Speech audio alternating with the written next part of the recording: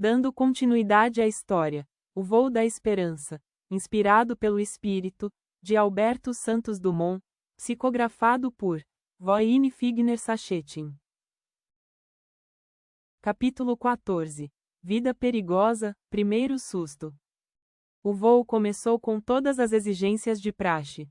Muito feliz, o instrutor entregou-lhe o comando.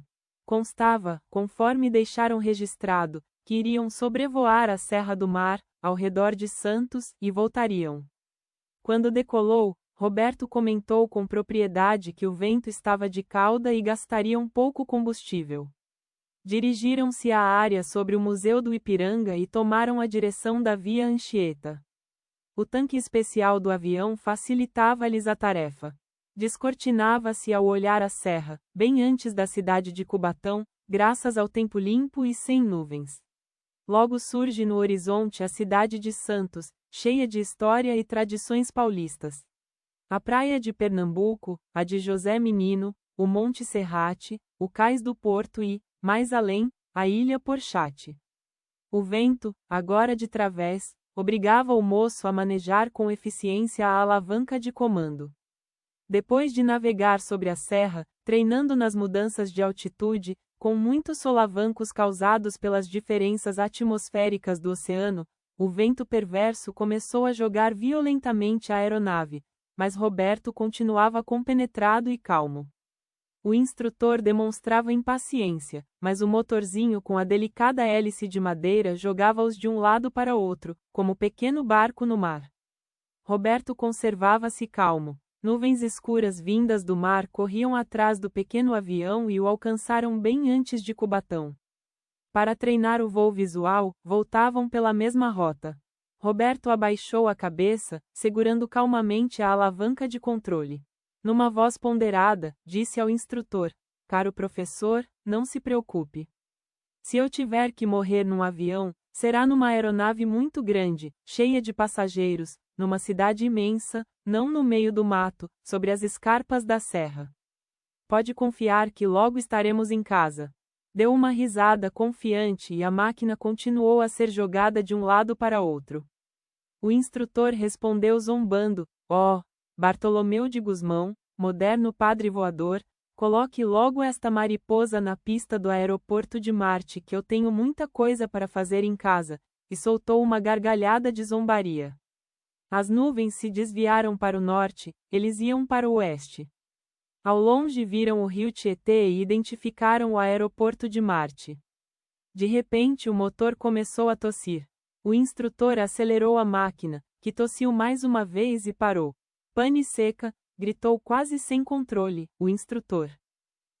"Agora a vaca vai pro brejo. Meu filho, prepare-se." Roberto olhou a haste metálica, o arame marcador de gasolina, e viu que estava em cima. "Não é possível, olhe o marcador. O marcador pode estar onde estiver, mas, pelas tossidas, é pane seca." Roberto havia lido a respeito dos planadores que começavam a despontar nos campos de aviação de São Paulo. Viu urubus planando à frente da aeronave e concluiu que correntes ascendentes poderiam prolongar o voo. Assumindo o controle da situação, desviou lentamente a aeronave. O altímetro mostrava que uma corrente de ar quente sustentava as asas largas da máquina. As aves negras rodopiavam ao redor dela. Aproximavam-se do aeroporto. Passaram sobre um canto do bairro da Casa Verde, de onde já percebiam os reflexos da água do Tietê, enquanto o instrutor fazia preces para se conservar calmo. "Padre voador, se nós passamos pela Casa Verde, vamos chegar." Soltou uma gargalhada nervosa. Roberto conservava-se compenetrado, pálido, mas dono de si. À sua frente, surgiu um bando de garças brancas, daqueles tempos saudosos, quando o rio Tietê as alimentava com a pureza de suas águas. Seu leito, com as aves planando nas correntes aéreas, orientava o voo do Paulistinha. Por sorte, uma rajada de vento originado no canal do rio levanta o avião e empurra-o para frente.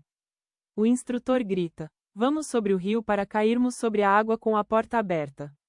"Solte os cintos." Roberto, confiante, para não contrariar o instrutor, agiu calmamente.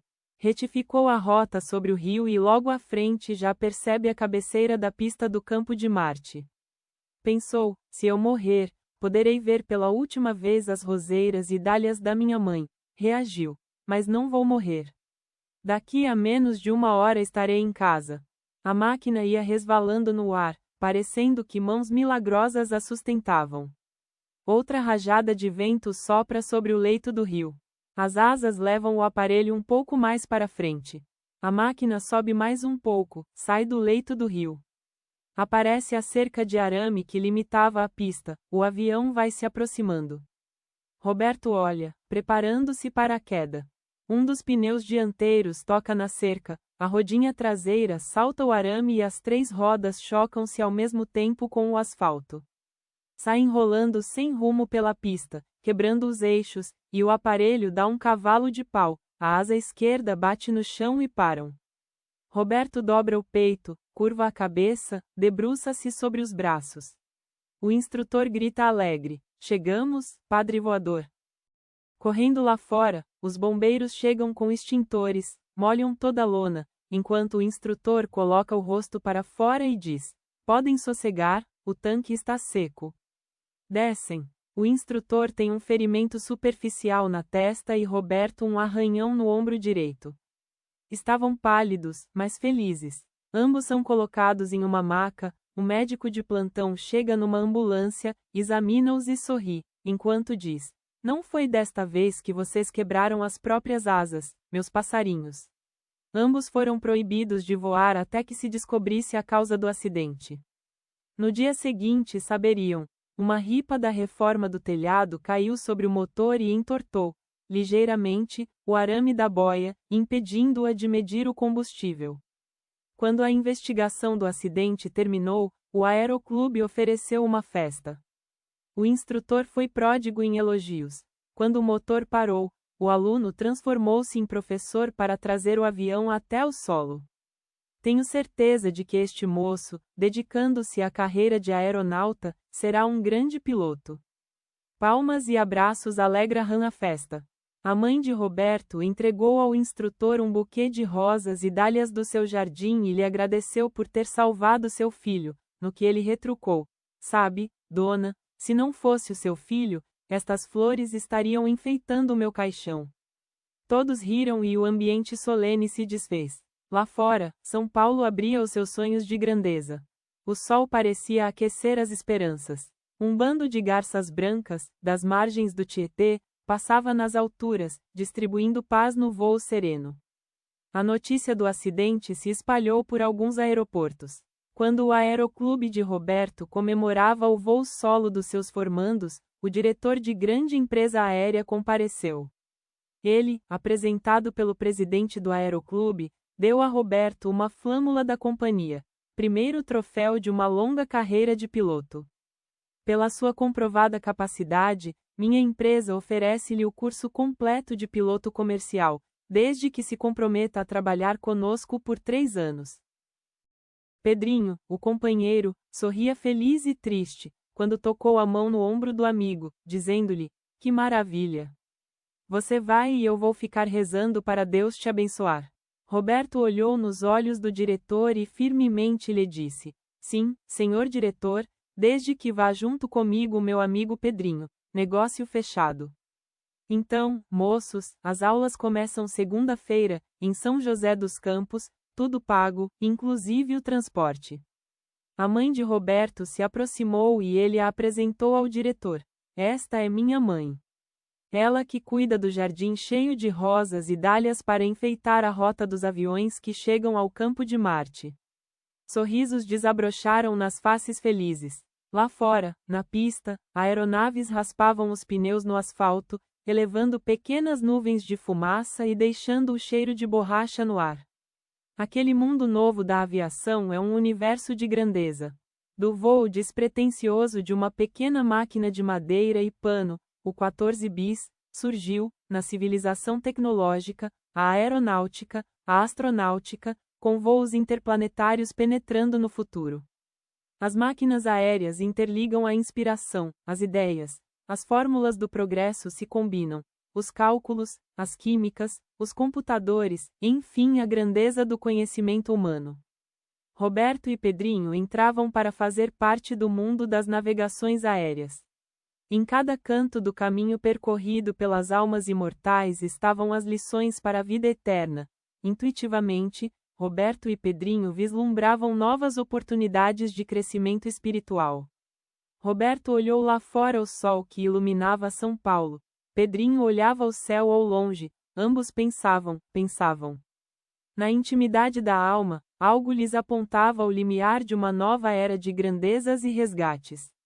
O sofrimento, a dor e o trabalho começavam a anular-lhes, na contabilidade divina, os débitos de quase 20 séculos atrás. As oportunidades começavam a surgir para provar-lhes que o amor cobre a multidão de pecados. A bondade divina, que é filha da justiça, preparou-lhes a oportunidade de serem missionários das viagens aéreas. Esta mesma justiça, alicerçada na bondade, dava aos guerreiros impiedosos da Gália a oportunidade de pagarem o que lhes restava de débitos diante da justiça universal. Parecia-lhes que, naquele instante, enquanto o tilintar dos copos brindavam as duas carreiras que se iniciavam, os moços pareciam escutar vozes nascidas dos céus, dizendo-lhes: filhos do meu coração, a grandeza do amor nos trouxe até aqui. O amor infinito oferta-lhes a oportunidade de saldar seus débitos com ações num campo dos mais sublimes do conhecimento humano, a ciência de voar. O homem que voa eleva-se à altura dos anjos desde que cruze o céu como instrumento do amor. E eles, olhando lá fora, pareciam ouvir, no próprio íntimo, a mensagem de esperança que falava da oportunidade que a humanidade teve, quando a suprema inteligência do universo inspirou o homem a voar. O mundo dos ares, das máquinas, dos cálculos exatos, dos controles perfeitos, da velocidade vertiginosa, da exatidão é o mundo das mais sublimes inteligências que povoam o universo. Aquela voz pareceu se calar. Um olhou para o outro, sorriram e a festa acabou. 2 dias depois, eles foram de ônibus até São José dos Campos.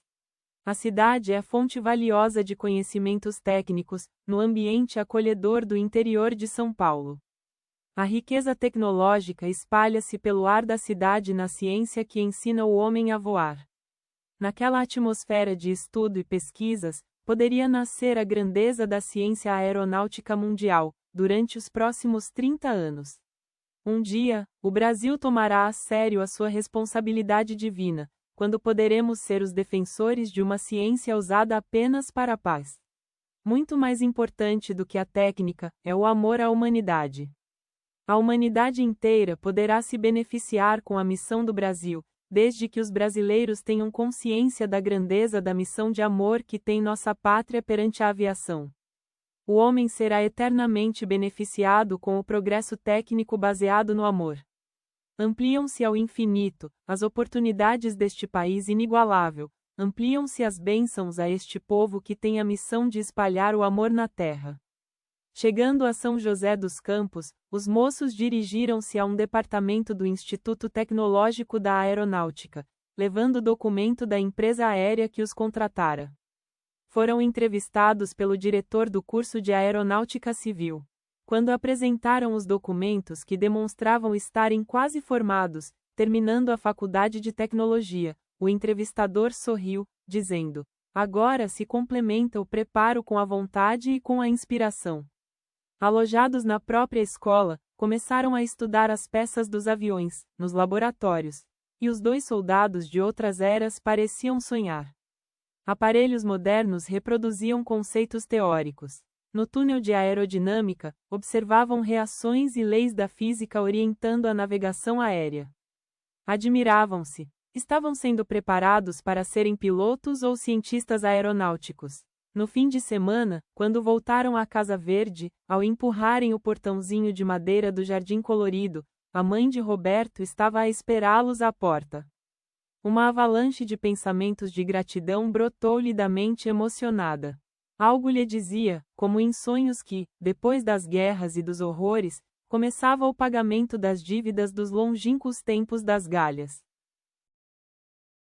Capítulo 15. Aprendendo a voar.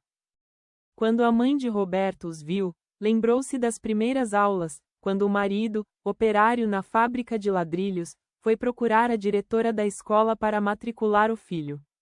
Recordou o encontro casual com Pedrinho e sua família, as tramas do destino apontando-lhes a direção na vida e, naqueles instantes rápidos, ela percebeu a mão de Deus guiando-os como a mão de um pai dirige os filhos. Naquele relance de pensamento, onde um segundo reproduz muitos anos, ela captou que o filho e o amigo estavam bem amparados, direcionados para a profissão de pilotos. Conforme beijou carinhosamente Pedrinho e Roberto, lembrou que o acidente foi a porta da oportunidade na companhia que custeava as despesas de ambos na melhor escola de aeronáutica da América Latina. Aquela era a primeira vez que voltavam para casa depois de iniciadas as aulas. Os moços entraram. Pedrinho deixou a mala na porta de entrada. Só vou conversar com a senhora 5 minutos, pois estou ansioso para encontrar minha mãe. Pelo menos dê-me a honra de servir café com bolo de fubá para o cientista voador. Os três desataram em gargalhadas. Ela preparou um pequeno lanche e continuaram o encontro, onde a alegria adoçava mais do que o próprio açúcar. Pedrinho logo se despediu. Colocou a mala com a alça a tiracolo, desceu a rua para encontrar sua mãe na casa pequena, cheia de amor. Ela o estava esperando enquanto afofava a terra do jardim enfeitado de flores. A troca de mudas e sementes entre as duas mães amigas davam identidades próprias e perfumes parecidos a ambos os cantinhos floridos pelo amor familiar. O pai de Roberto, como acontece com aquelas famílias que cuidam de cada pequeno centavo, comemorava a volta do filho querido. Mas, para economizar, comprou, na loja de móveis usados, um pesado banco de ipê, confortável para 3 pessoas. Após o exaustivo trabalho da fábrica, dedicou-se a reformar a peça antiga. Ficou linda, depois de recuperada com sobras de vernizes que ganhou numa construção. Colocado no canto direito do jardim, ao lado de um pé de dálias e de uma roseira florida, com minúsculas rosas brancas, caindo em cachos, apoiando-se no encosto e no braço do banco, o conjunto tornou-se um poema de ternura no jardim. Perto dali, havia um pé de manacá cujas pétalas brancas, lilazes e roxas, combinadas com as galhadas de rosas brancas e com as dálias vermelhas, faziam da cena uma pintura de amor. Quando Roberto viu o banco, ficou muito feliz e deu um abraço na mãe, carinhosamente pegou-lhe a mão, abraçou-lhe a cintura sobre o avental de algodão vermelho e branco com bolsos franzidos e lhe disse: Mãe, o avental antigo ainda está bonito, mas o que mais está bonito e enfeita a casa são seus olhos cheios de amor. A mãe o abraçou, enxugou o canto dos olhos com as costas da mão e respondeu: Filho querido, Deus poderia parar o tempo para que nós ficássemos sentados aqui neste banco que seu pai recuperou com tanto carinho. Agora, conte-me as novidades, grande comandante. Ele começou a falar das aulas, dos laboratórios, das visitas à fábrica de aviões, dos setores onde se montavam asas, turbinas, trens de pouso. Falou das complicadas aulas de física, principalmente aerodinâmica e resistência dos materiais. Contou das aulas de inglês ministradas por professor estadunidense para que aprendessem a linguagem internacional dos pilotos, dando segurança aos voos, contou da torre de controle. Falaram, falaram, falaram. A mala que veio a tiracolo ainda estava apoiada no banco, à sombra do manacá. O afeto entre mãe e filho era tão grande que quase não viram as horas passando. De repente, no meio do quarteirão, ouviram o bonde parar, chiando as rodas de metal nos trilhos e o motor elétrico atritando a haste metálica no cabo. Espere que papai chegou.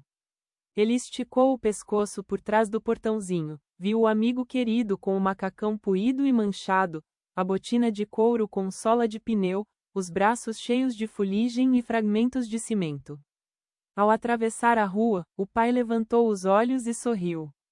Encheu-se de orgulho quando o filho se aproximou dele. Roberto estava elegantemente vestido com uma camisa branca de mangas compridas, presente do superintendente da companhia que foi visitá-lo. Quando ele abriu os braços para abraçá-lo, o pai lhe disse: Não, filho, não posso te abraçar, estou sujo. Roberto retrucou. Que é isso, pai? Esse abraço é o encontro mais importante e festivo da minha vida. Que se dane a camisa branca. O que vale é o coração. O filho já estava mais alto do que o pai. Colocou a mão direita sobre seu ombro e atravessaram a rua. A mãe esperava-os no portão, e outro abraço uniu os três. A lei divina é severa, mas justa e bondosa. Os antigos guerreiros, ainda endividados perante a lei suprema, recebiam o apoio e o carinho de duas famílias impregnadas de amor. Entraram pelo portãozinho. Ele pegou o pai pela mão, dizendo-lhe: Moço, vamos sentar os três no banco que o Senhor preparou para mim. Ali ficaram e o assunto não acabava, como acontece quando se encontram os que se amam. O bonde aberto, chacoalhando ritmado, passava de hora em hora. Já havia passado 2 vezes depois que o pai desceu. A mãe levantou-se, foi para dentro buscar uma bandeja cheia de queijo temperado que eles comeram satisfeitos. A bandeja ficou por ali, enquanto os três, sentados, continuaram no bate-papo até que a lua cheia que enfeitava o pequeno bosque começasse a brilhar nas águas do Tietê. As construções pequenas e poucas ainda permitiam que eles pudessem ver dali o histórico rio. Passava por ali uma vizinha, senhora de cabelos brancos. Ao vê-los reunidos falou: Que bom, o mocinho voltou. Vou trazer alguma coisa para agradá-lo. Daí a meia hora, ela trazia uma bandeja enorme, cheia de quibes fritos. Eles colocaram sobre um toco que restou das árvores do loteamento, continuaram comendo. Fizeram que a vizinha ali ficasse, fazendo-lhes companhia por cerca de 10 minutos. Logo ela se foi. Isto é um encontro familiar. A felicidade morava ali naquela rua, naquela casa, no bairro da Casa Verde. A cidade foi acelerada por um tempo onde espocavam as sirenes das fábricas, urrando estímulos para os operários. Por volta dos anos 60, o país era sacudido pelo progresso que Brasília estimulava, quando as fábricas de automóveis espalhavam veículos feitos em São Paulo por toda a nação. A confiança no país e na capacidade do próprio povo tomava conta das consciências, pois a nação estava ávida para progredir. Naqueles dias a indústria aeronáutica, antes produzindo apenas os poéticos paulistinhas, decidiu agigantar-se em São José dos Campos. Roberto percebeu que a aeronáutica se desenvolveria muito rápida em nosso país, inspirada no progresso de Brasília. Esta ciência espalharia muita grandeza pelas terras brasileiras. Conforme conversava com os pais, ouviu o bonde passar e o sino romântico que marcava as paradas bater diferente. Passava da meia-noite, era a última viagem do bonde. Meu Deus, disse o pai, sorrindo, cheguei e não tomei banho. Entraram. Logo depois, ouviu-se, bênção, pai. Bênção, mãe, enquanto o casal respondia em coro. Deus te abençoe, meu filho. Ao deitar-se, ele sentiu o quanto seu corpo estava cansado. Seu espírito planou longe, penetrando no passado. Voltou à Gália Cisalpina. Olhou aquela planície que dava lugar às ribanceiras dos afluentes do rio Ródano, próximo a Lyon, na França. Percebeu um vulto que se aproximava, era Pedrinho. Ouviram uma voz linda, parecida ao vibrar das cordas de um violino, que penetrava na beleza da noite enluarada. Filhos do coração, sofredores das trilhas da vida, vocês sabem o que já passaram pelo resgate dos graves erros do passado. Trabalhem, porque ainda lhes restam algumas dívidas a serem pagas. A voz silenciou momentaneamente, como se, numa orquestra, o violino parasse de tocar. Mas logo continuou cheia de amor. Trabalhem com muito amor nessa profissão grandiosa. Desviados do bem, vocês destruíram cruelmente relacionamentos entre vilas, cidades e aldeias.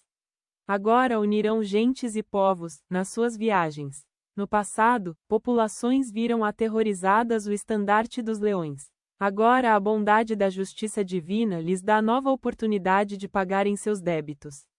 As aeronaves de vocês serão veículos de esperança, com a missão de intercambiar, entre os homens, bons sentimentos, felicidade, grandeza, cultura, unindo tudo nos pensamentos de amor. O trabalho lhes resgatará as dívidas. Não percam esta oportunidade de pagarem até o último centavo. tudo cessou, como se fora o apagar de um filme. Algo, como ímã poderoso, puxou-os para o corpo que repousava nas casas dos jardins floridos. Ao acordar, trariam nas lembranças algo feito de restos de um sonho, cenas coloridas, com sons que lhes pareciam reais. Lá fora, a lua se abria em grandeza de prata, prateando todo o estado, enquanto, no céu, seus reflexos enfeitavam a paisagem iluminada mostrando quanto é lindo o céu brasileiro. Um avião retardatário, bem fora de hora, talvez em emergência médica, corta as nuvens feito um pássaro de prata piscando as luzes. Aterrissar na pista do campo de Marte e tudo silencia. Capítulo 16 sobre o rio Tietê.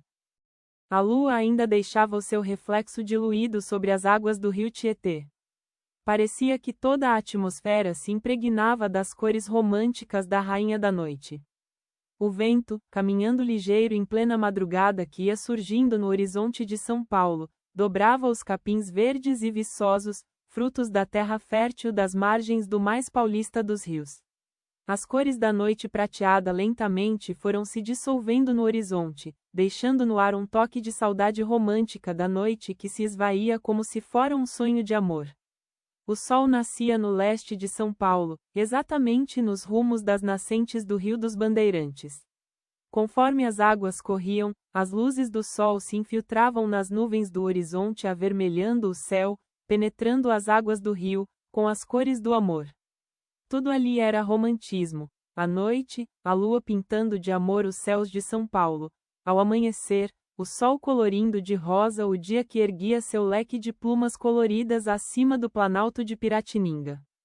O rio fluía calmo, mas forte e constante, parecendo que as águas, nascidas junto com o sol, no leste da grande cidade, estavam encharcadas da energia do Criador que impulsionava a locomotiva paulista, carregada de idealismo e esperança, liderando o abençoado país chamado Brasil.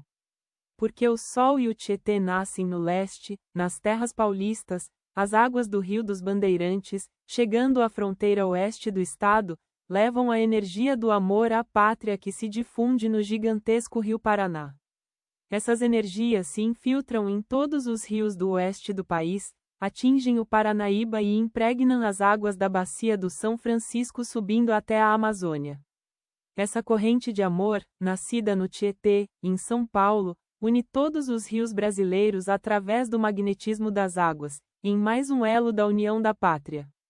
Conforme o sol ia desabrochando no horizonte leste de São Paulo, as pétalas das dálias, rosas e margaridas de 2 jardins da Casa Verde se enchiam de cores e luzes, espalhando perfumes, chamando abelhas parecidas a joias de ouro, transportando o pólen numa mensagem de amor e esperança.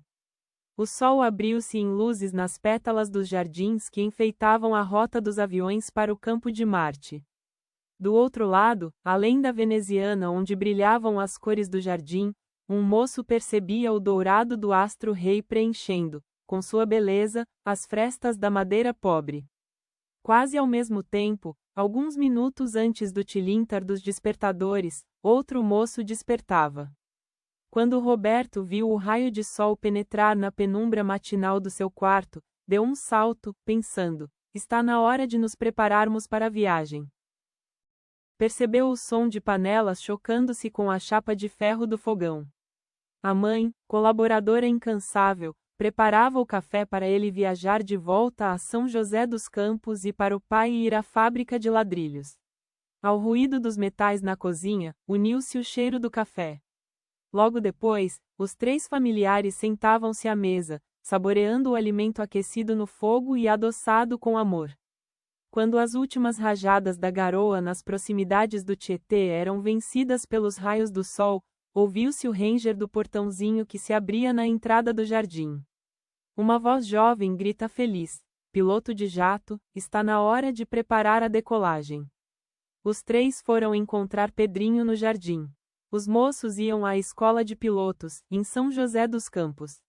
A mãe de Roberto, gentilmente, coloca nas mãos um pires contendo uma xícara de café para o jovem. Ele tomou aquele símbolo da amizade brasileira, ali mesmo entre as flores. Após os abraços da senhora, ambos descem junto com o pai, que os acompanhava à parada do bonde.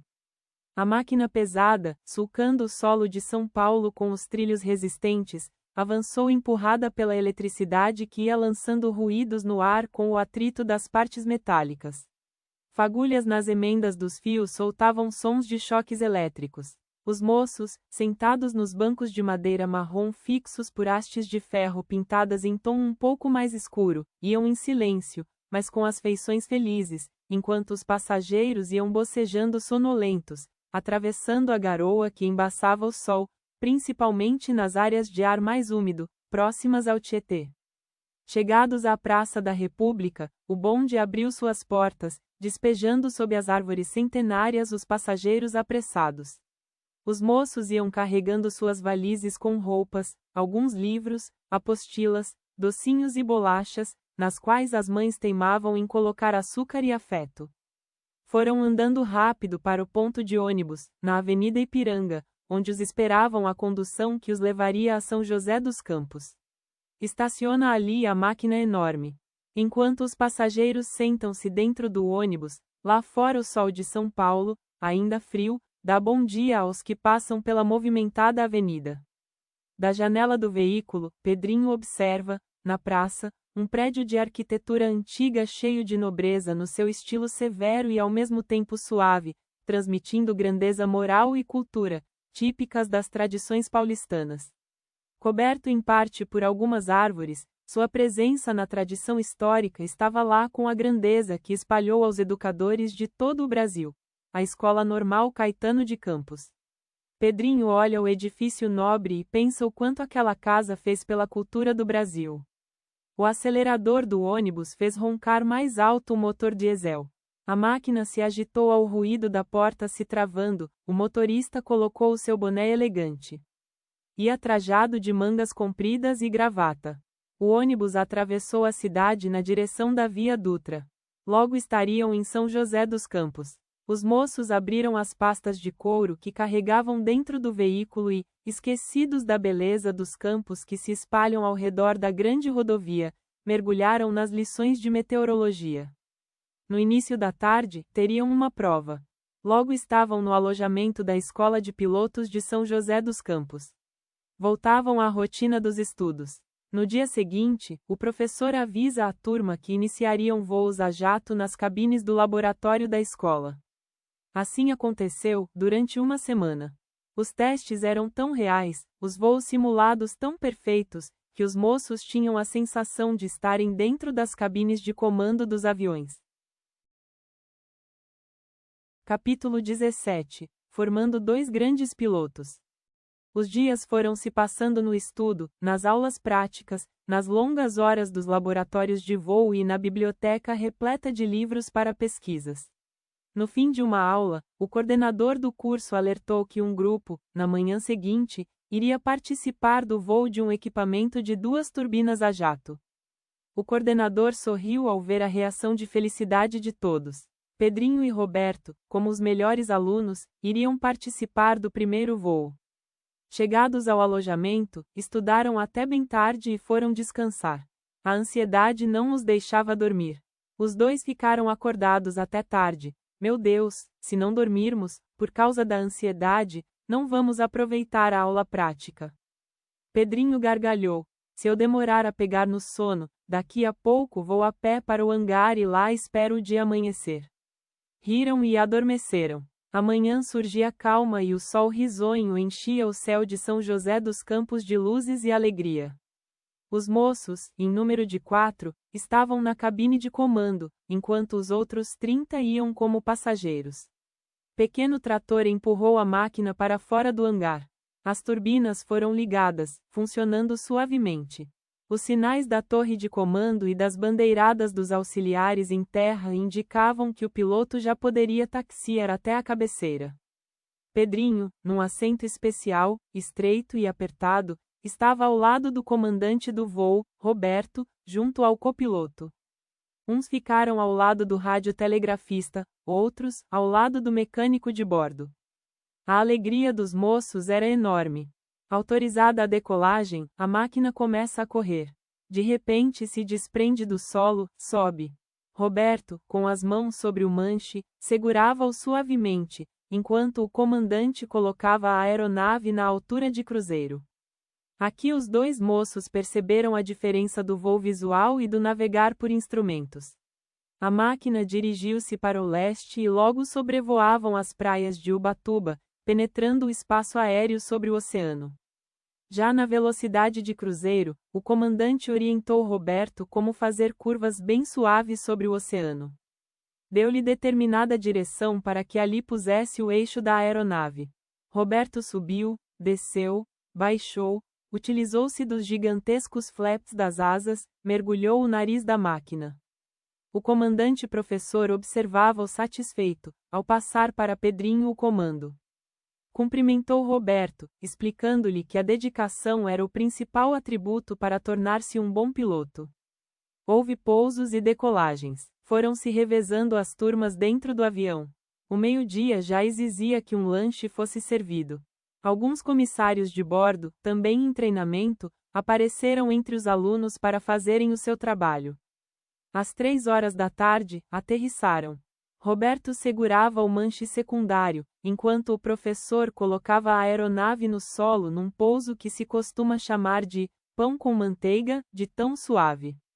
O ruído dos pneus tocando no solo, com a fumaça do atrito vista por alguns pelas janelinhas, alegrou o comandante. Os freios da turbina, cujas palmas abertas seguravam o fluxo do gás quente que saía em alta velocidade das turbinas, invertiam o impulso no mecanismo de ação e reação. A aeronave no solo foi perdendo a velocidade. Continuou taxiando e foi se encostar ao hangar da escola. Quando os alunos desceram, tinham nos olhos um brilho de entusiasmo. Aquela época, quando brilhava nos céus do Brasil a mensagem da esperança escrita no Planalto Central, gravada em cada pilar, em cada parede dos edifícios de Brasília, tudo transpirava otimismo e determinação.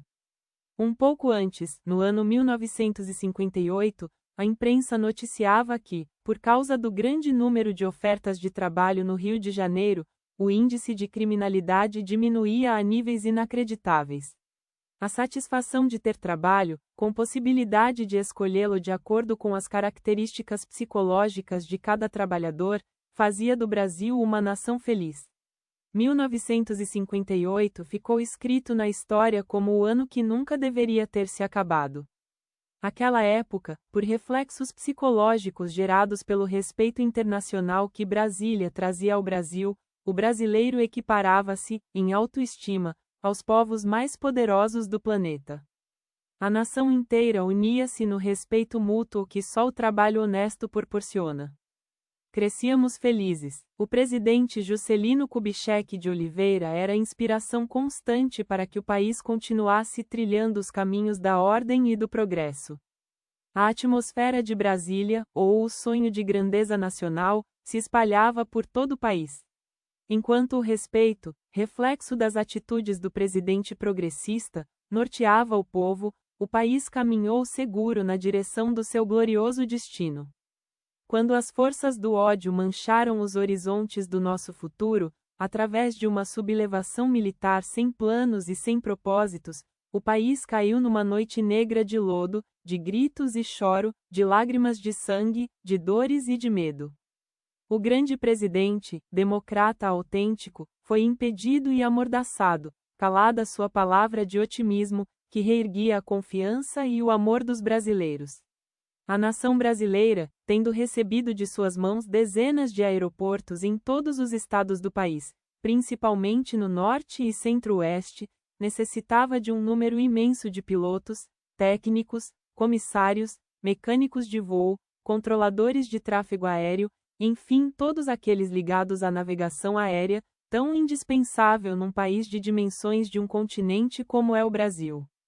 Vieram, porém, os tropeços. Os soldados saíram dos quartéis, o lugar que lhes foi reservado pelas tradições de paz da pátria, e cavaram sepulturas que enchiam de dor, lágrimas e de medo. Esquecidos do amor, os que deveriam auxiliar nossa gente a crescer espiritualmente, perseguiram nosso povo.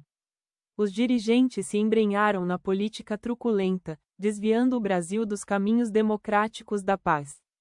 Quando os porões escuros da ditadura sem alma transformaram-se em ninhos de crueldade, as tradições de paz deste povo magnífico foram esmagadas na escuridão do desequilíbrio e da insânia. De lá para cá, difundiu-se a tradição do deboche à nação e do desrespeito às nossas mais sublimes aquisições morais. Ampliou-se a falta de justiça e respeito à cultura brasileira. Poderosos, moralmente enegrecidos, tomaram conta das máquinas de fazer diplomas sem oferecer o preparo intelectual indispensável à cultura da pátria. A escola, mostrando multidões de estudantes de cursos que parecem verdadeiras anedotas, perdeu o endereço da decência para enganar, fingindo ensinar, enquanto os estudantes pagam e fingem aprender. Sem a cultura sólida, as lideranças se esfacelaram. Sem as lideranças culturais, os grandes empresários brasileiros perderam os pilares de sustentação. Sem empresários líderes, a indústria brasileira, os bancos brasileiros, as companhias brasileiras foram entregues, de presente, ao controle de sanguessugas, sem compaixão, de entidades internacionais que jamais se preocuparam com o bem-estar do homem brasileiro, mas que se ocupam em dominá-lo. Chegam essas entidades ao auge do desequilíbrio, colocando o planeta à beira de uma catástrofe ambiental irreversível. A corrupção ameaça desmontar a estrutura básica do país independente, com a cruel desculpa da globalização. Grupos internacionais entraram nas nossas fronteiras sem nenhum respeito ao trabalho das gerações que aqui vivem durante 5 séculos. Desarticularam as nossas vias férreas para que as garras de aço das fábricas de automóveis se encravassem em nosso território. Desrespeitando o país, esses grupos invadiram nossas florestas, defendidos por maus brasileiros, para destruírem nossas riquezas naturais. Alguns, que teriam a missão de preparar as multidões para o século do conhecimento espiritual, desviaram-se, apesar de saberem o quanto é doloroso viver sem cultura.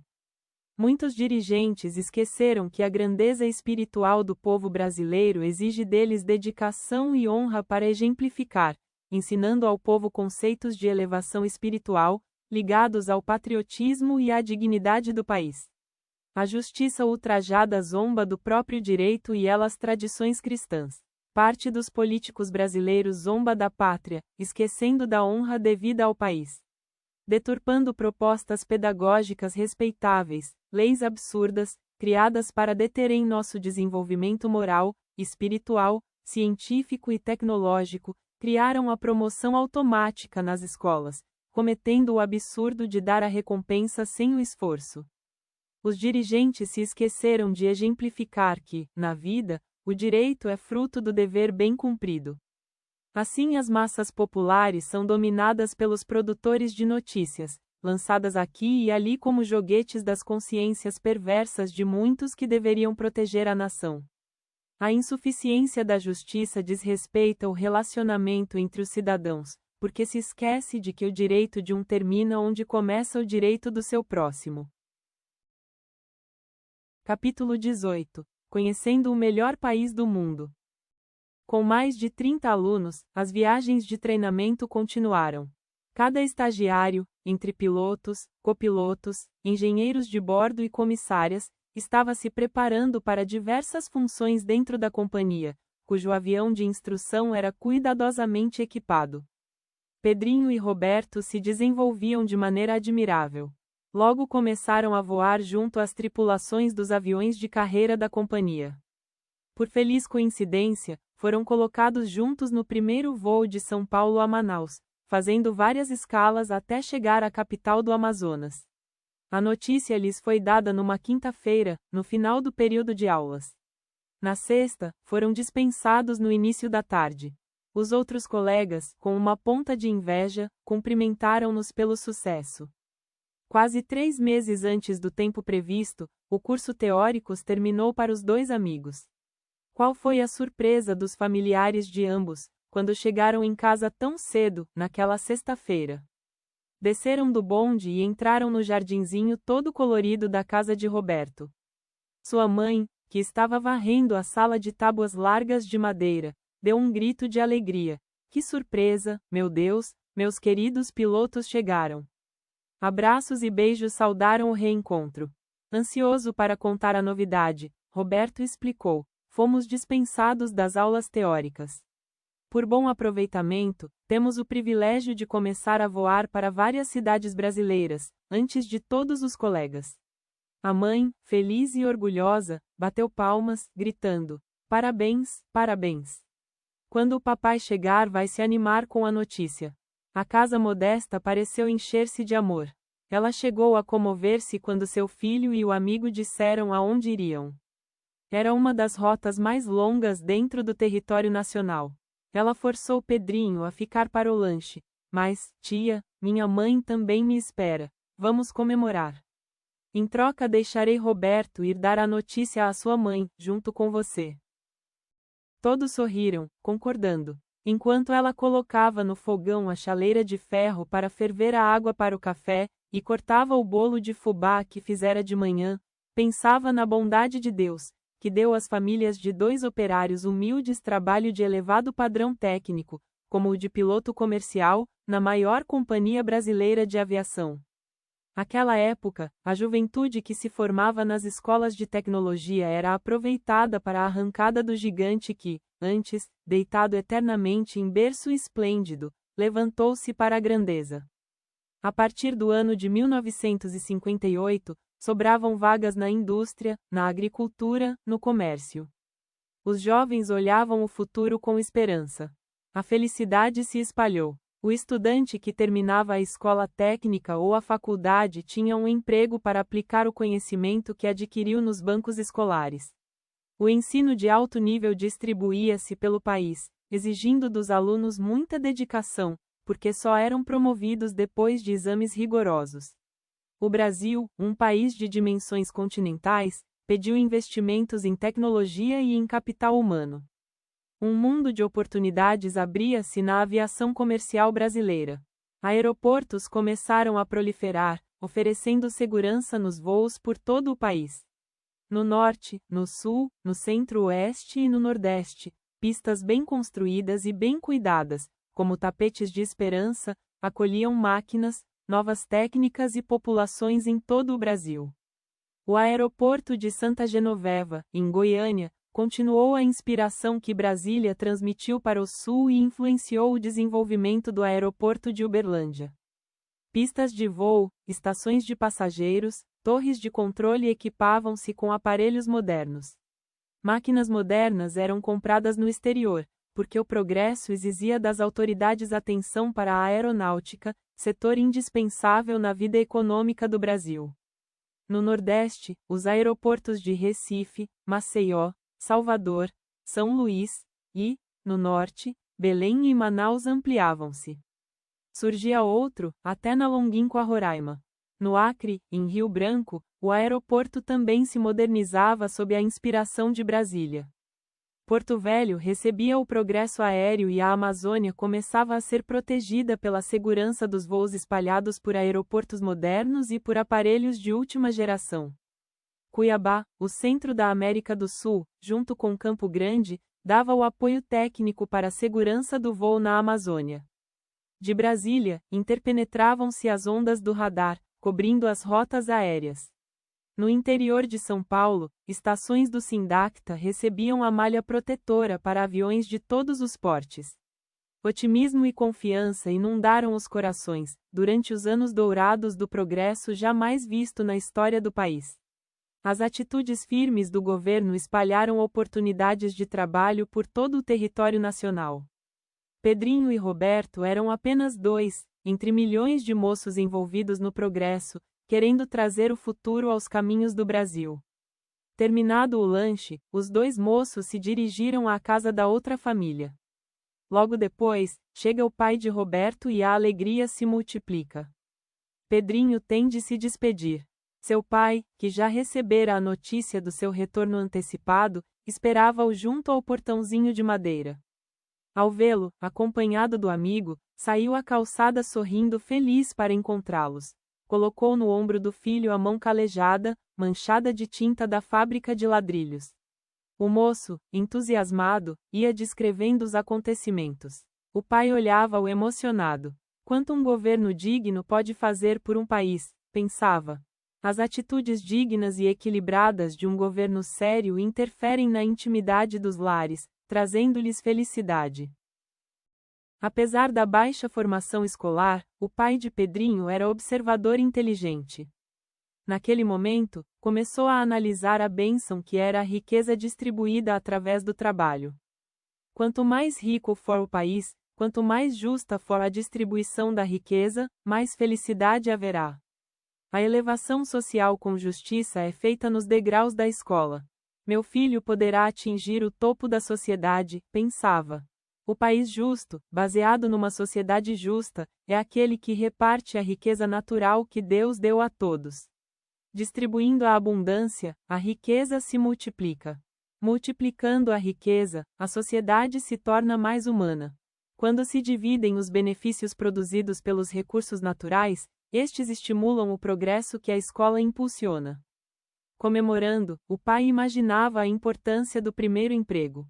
Num país riquíssimo como o Brasil, ninguém deveria ficar sem trabalho, nem passar privações. A alegria continuou no bate-papo. No sábado de manhã, enquanto o jovem dormia, o pai foi comprar-lhe uma mala em uma loja no centro da cidade. O presente foi deixado sobre a mesa da sala. Quando o moço saiu do quarto, exultou de alegria. Ao receber os agradecimentos, os pais fizeram votos para que as bênçãos de Deus acompanhassem o piloto nas suas viagens, aonde fosse com aquela mala. Aquele objeto, muito bem fabricado, acompanhou o moço piloto por quase 20 anos. Os colegas até brincavam com ele por causa do estado da mala. Foi o meu presente pelo primeiro voo, ele sorria, e meu amuleto, me dá sorte para voar.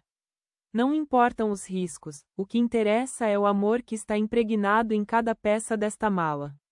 As duas famílias se reuniram para comemorar. O sábado passou. Os moços estudaram a rota São Paulo, Campo Grande, Cuiabá, Brasília, Belém, Manaus. Os corações estavam imensamente felizes. Os moços descansaram no domingo.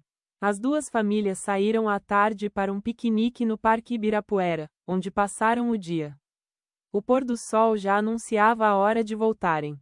Pedrinho lembrou-se de que, na manhã seguinte, pegaria o ônibus da companhia para o aeroporto. A emoção fez o coração disparar. Ambos acordaram bem cedo. As mães, em cada casa, aprontaram o café. Roberto também recebeu do pai a primeira mala de presente. Seria paga em longas prestações. Ambas as famílias se juntaram, próximas à parada do bonde. O ônibus, quando virou a esquina, apareceu enorme, branco e azul, com uma faixa dourada no meio onde estava escrito o nome da companhia. Eram os primeiros passageiros. O motorista abanou a mão para os familiares. Felizes e emocionados, os moços viraram o rosto para trás, quando o ônibus dobrou a esquina. Enquanto o ônibus, cheirando a tinta nova, se deslocava na direção do aeroporto de Congonhas. Os dois casais voltaram para casa. Pedrinho e Roberto sentaram-se nos primeiros lugares do ônibus, com mais 3 pilotos de outros voos da companhia. Juntos iam mais de 20 funcionários, entre comandantes, comissários de bordo, pilotos e mecânicos que se dirigiam a Congonhas, de onde sairia o voo. Por mais longa, qualquer caminhada começa no primeiro passo. Aquele era o primeiro passo no roteiro de muito trabalho, muitas preocupações, angústias, medos, glórias e saudades. Capítulo 19. Cruzando os céus da Amazônia. Ao retornarem da viagem a Manaus, após aquelas aulas valiosas a respeito da arte de voar, Pedrinho e Roberto ficaram 2 dias em casa, esperando a convocação para outro voo. Ao saber que fariam a rota São Paulo, Rio Branco, animaram-se para conhecer o extremo oeste do país, o estado do Acre. Novas experiências se juntariam às que iam guardando para o futuro. Iniciou-se o voo, a nova aventura na Amazônia alegrava-os. Após um trajeto tranquilo, iniciavam a descida na cidade de Campo Grande, joia rara construída no Brasil Central, refletindo a tenacidade de um povo muito trabalhador. Quando o avião pousou, Pedrinho e Roberto, em nome da companhia, foram à porta de saída despedir-se dos passageiros que desembarcavam. Quando a porta se abriu, todos se sentiram entrando num forno de assar pães, tamanho era o calor da região. Mas a capital do Pantanal cativou-lhes o coração.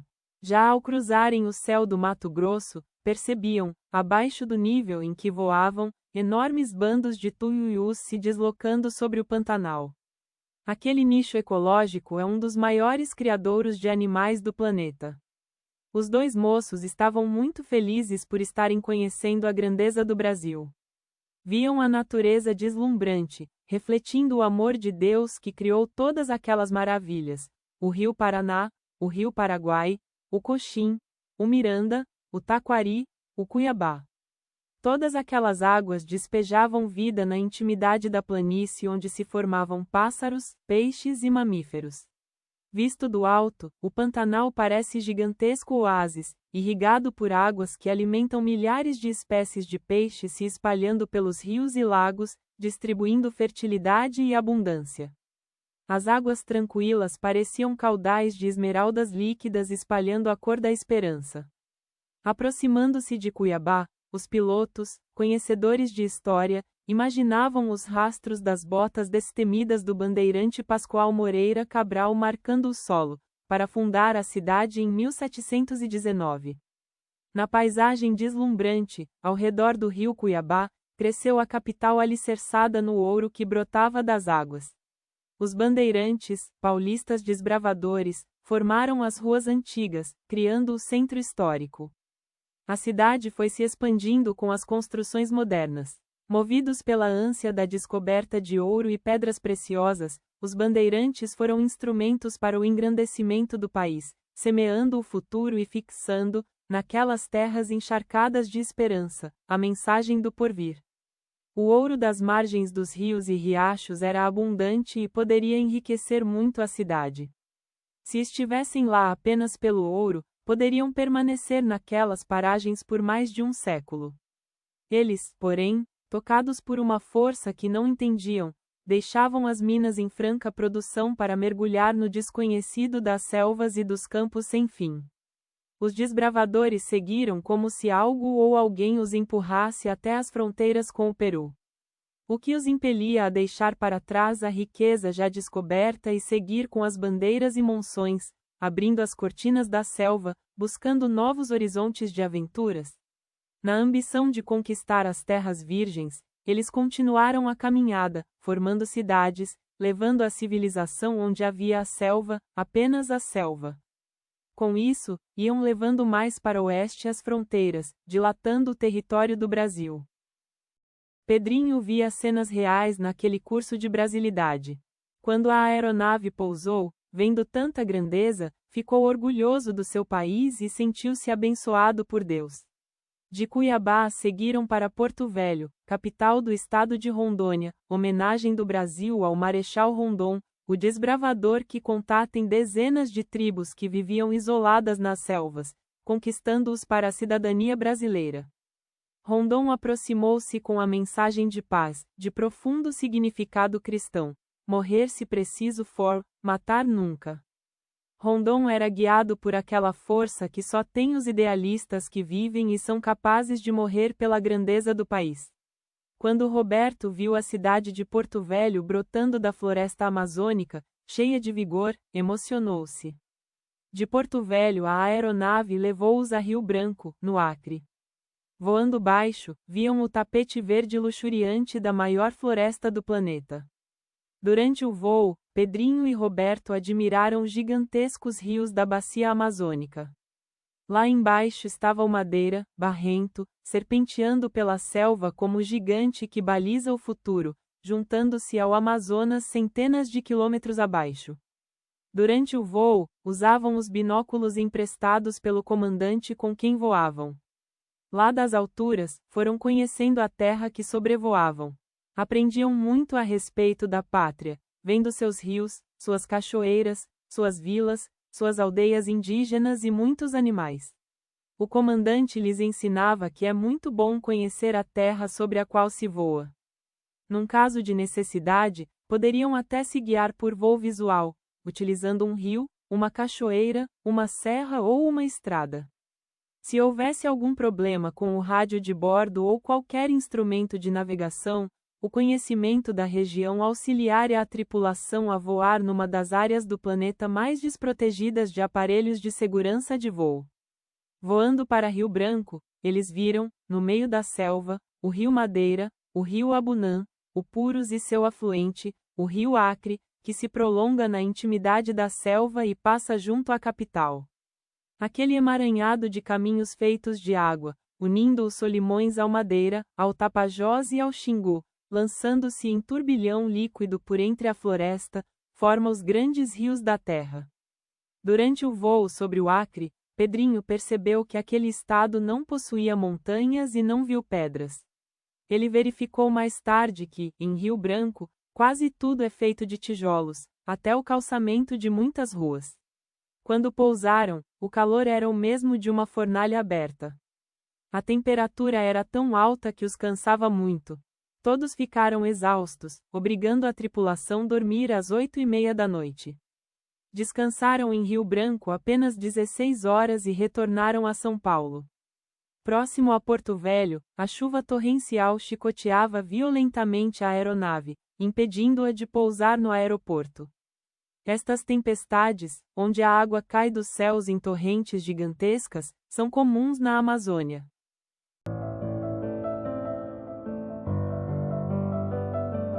Aguardem, a história, O Voo da Esperança, continua.